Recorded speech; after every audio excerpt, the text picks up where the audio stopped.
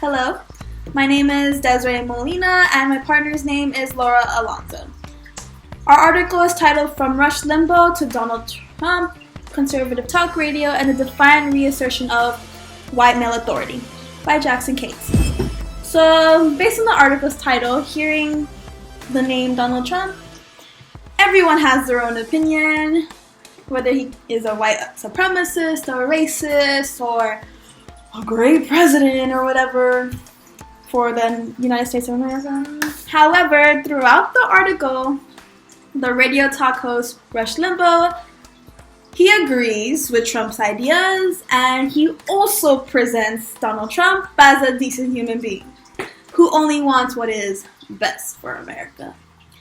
However, the author Cates argues how Trump's outrageous behavior has already been normalized by conservative radio and... So as you know, my name is Laura Alonso, and you're probably wondering or wanting to know more about who Rush is. Rush Limbaugh is actually originally named Rush Hudson Limbaugh III.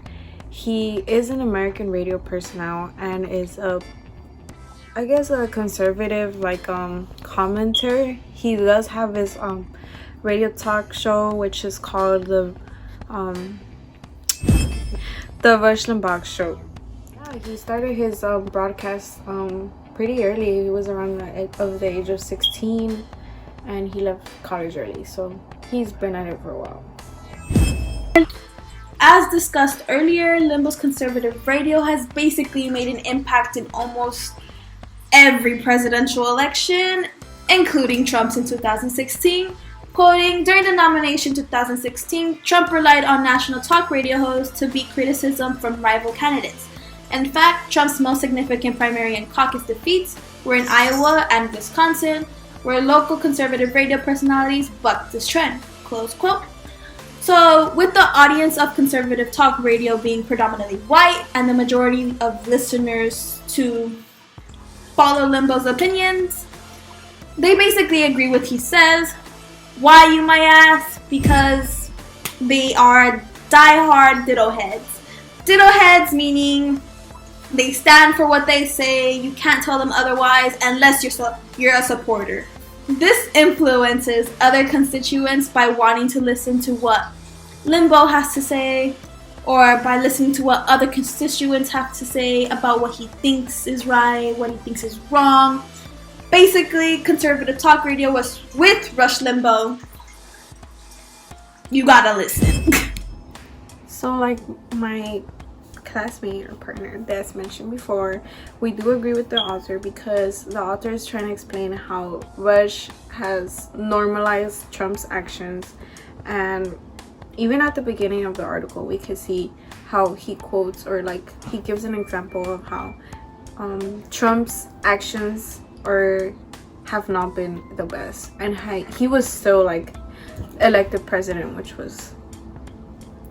So I'm going to read it. Okay, so, and I quote, "Many Americans were stunned by the election of Donald Trump, who was caught on a 2005 video bragging that you can do anything to women, grab them by the pussy, during the presidential campaign." So basically, he's telling us and giving us examples of how Donald Trump is it's not the best image to be a president, but Rush is show, and many conservative radios have normalized these actions. Conservative talk radio basically came to be by discussing the issues America has, or to discuss the loss of power white men continue to do. As Kate states, a society in transition in which the old father knows best, these men provide a comforting patriarchal presence, just as the reactionary ideology they champion seeks to roll a democratizing social change that have disrupted white males' cultural centrality. End of quote. Therefore, conservative radio is primarily used to gain the white power they basically lost, being in the Republican Party. One of the main ideas of the author is how women have been belittled, in society. I'm going to read a quote from the article. This is from page 1079, and I quote, "The idea is that men are rational and hence better equipped to handle public matters of the economy and foreign policies than women, who are used to be more emotional and thus more suited to the private sphere of caregiving and maintaining relationships." Now, we can clearly see how these shows have impacted women in their place in society and how they're seen as caregivers, like he said.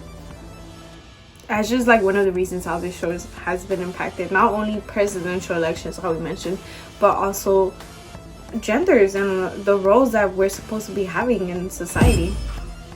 So Limbo has no shame. Not a shy guy at all. He is very open of where he stands in the political party, which in this case, he is a Republican. As stated in 1994, the year of the angry white male, this is when Republicans gained control of Congress in over 40 years. Limbo was presented with an honor member of the freshman class by describing Limbo as a leader, and if he ever discussed an issue, it'd be engaged like right away. Like that was his influence. So with Limbo having an honorary title from the Congress, this proves how powerful and the amount of acknowledgement he gets, not just from ordinary people, but from people from power. So listening to his radio, his conservative radio, he's a very well-known guy with a lot of power. You can listen to him, you cannot, but his opinion is very valid, apparently, to people of Congress or presidential elections. Basically, with Trump's nomination in 2016, Limbo had a tremendous impact on the constituents who voted for Trump, or at least on the constituents who listened to conservative talk radio and ended up voting for Trump.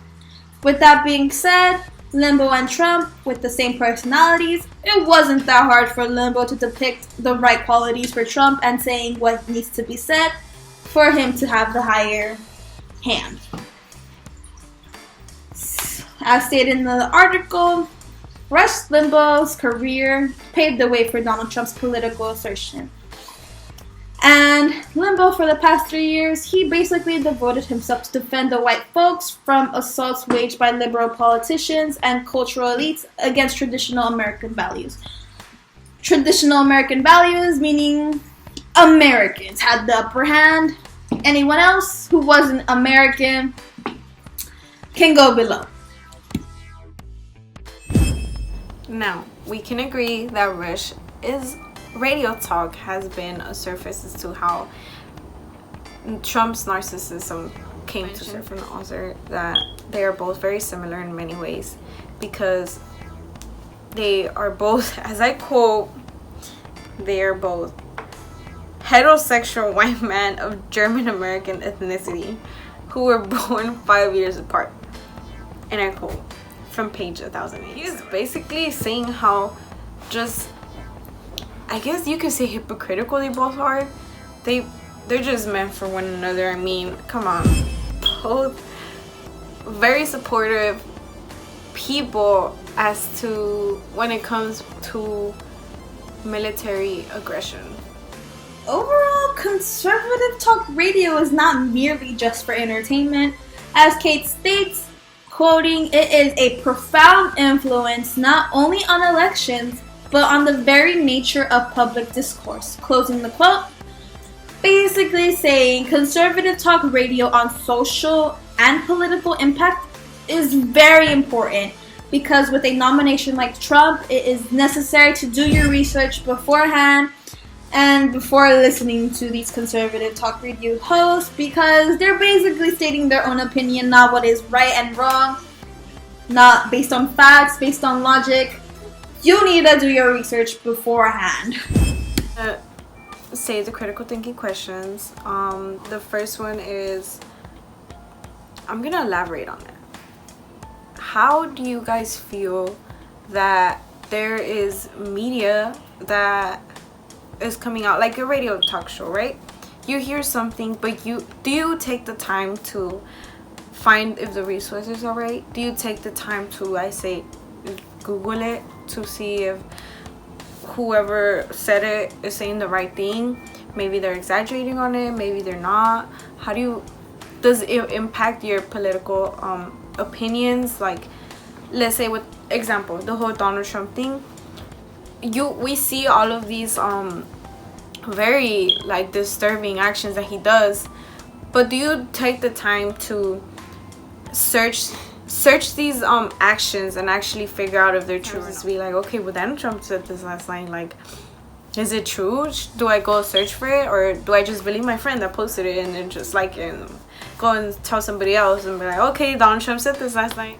So my big question is, do you really actually take the time to figure out the real sources?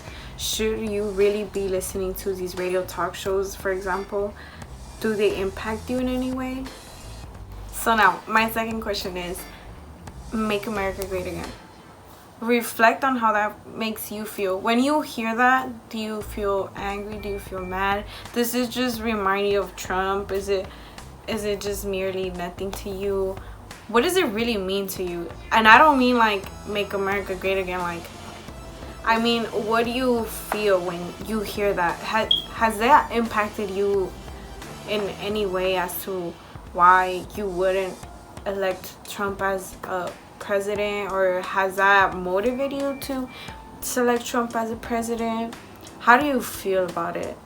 Do you feel at this point it's like a trademark slogan that's like, it's just a mark now, and whenever that is said, like, it's gonna have some sort of political impact? Or do you just feel like it's just nothing?